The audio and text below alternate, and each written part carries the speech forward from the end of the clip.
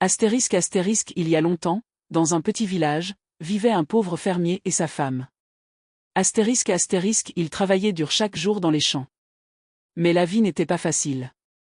Ils n'avaient pas d'enfants et leur cœur était rempli de tristesse.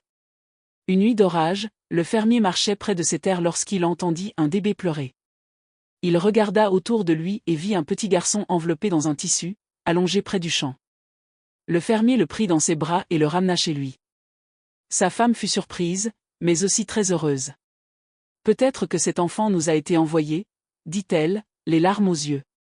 À partir de ce jour-là, ils élevèrent le garçon comme leur propre fils. Le garçon grandit et devint fort et gentil. Il aidait ses parents dans les champs, il labourait la terre, plantait les graines et portait l'eau.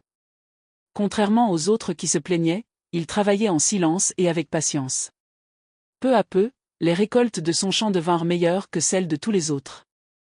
Les grains étaient plus gros et les moissons toujours abondantes. Mais les villageois ne se réjouissaient pas pour lui.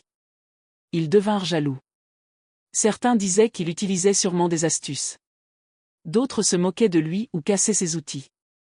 Certains allaient même jusqu'à piétiner ses cultures lorsqu'il ne regardait pas. Mais le jeune homme ne se battait jamais.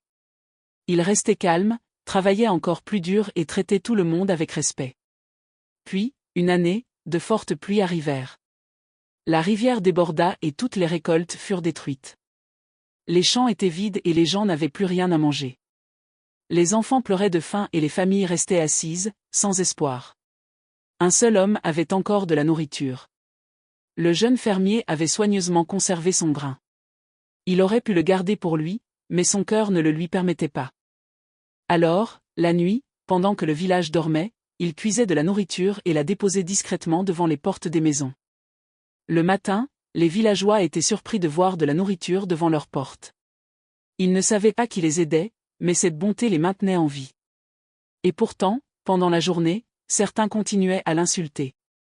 Ils ne devinaient jamais que c'étaient ses mains qui les nourrissaient. Un soir, après une longue journée de travail, le jeune homme s'assit devant sa maison et pensa. Pourquoi est-ce que je reçois de la haine quand je fais le bien? Pourquoi la gentillesse est-elle toujours récompensée par la douleur? Mais quelqu'un avait vu la vérité.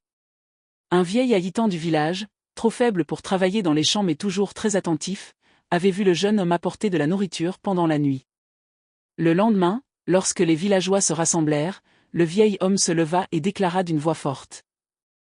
Vous appelez ce jeune homme un menteur et un tricheur? Mais savez-vous qui vous nourrit toutes ces nuits? C'est lui. Sans lui, beaucoup d'entre vous ne seraient plus en vie. La foule resta silencieuse. La honte envahit leur cœur.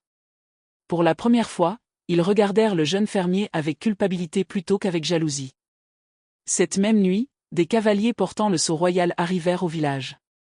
Ils expliquèrent que le roi et la reine avaient perdu leur petit garçon des années auparavant pendant une tempête. Ils l'avaient cherché partout, sans jamais le retrouver. Après de nombreuses années, des indices les avaient finalement conduits jusqu'à ce village. Lorsque les gardes royaux examinèrent le jeune fermier, ils découvrirent la marque de naissance qui appartenait au prince d'Issaru. La vérité était claire. Il était le prince perdu du royaume. Le roi et la reine arrivèrent et coururent vers lui pour l'embrasser, les larmes aux yeux. Les villageois s'inclinèrent avec peur, se souvenant de la façon dont ils l'avaient maltraité.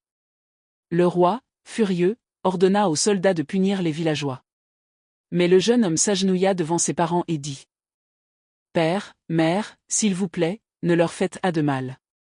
Si j'ai pu leur pardonner lorsqu'ils m'ont blessé, comment pourrais-je les punir maintenant? Pardonnons-leur. Le roi et la reine furent profondément touchés. Les villageois pleurèrent, bouleversés par la bonté du prince. À partir de ce jour-là, il ne fut pas seulement connu comme l'héritier du trône, mais aussi comme *** le prince de la miséricorde ***. Ses parents adoptifs, le fermier et sa femme qui l'avaient élevé avec amour, furent honorés et vécurent heureux dans le palais pour le reste de leur vie. Et son histoire apprit à tous que la cruauté et la jalousie peuvent surgir comme des tempêtes, mais elles finissent toujours par passer. Ce qui reste, c'est la bonté, celle qui laisse derrière elle la lumière, l'espoir et l'amour.